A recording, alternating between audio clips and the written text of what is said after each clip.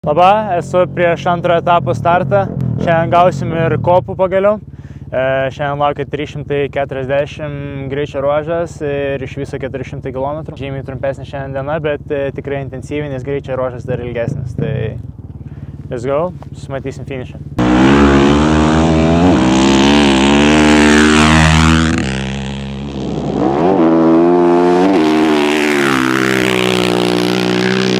Baigęs antras etapas, nors kilometrų šiandien turėjo mažiau, bet fiziškai ir psichologiškai etapas buvo žymiai sunkesnis. Daugiau negu pusę etapo važiavau vienas. Buvo sunkiai labai navigacija iš tikrųjų, tai važiavau vienas.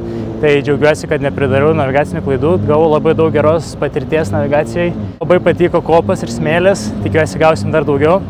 Kol kas esu 22 bendroji įskaita ir 13 rally 2 klasiai, tai žiauriai geras rezultatas, ypač dar kai važiavau vienas. Gausiu tikriausiai vieną baudą už greitį, bet viskas ok, raliuoja ir mokais, tai einam ilsėtis ir rytoj laukia panašus etapas tikriausiai, laukiam kopų.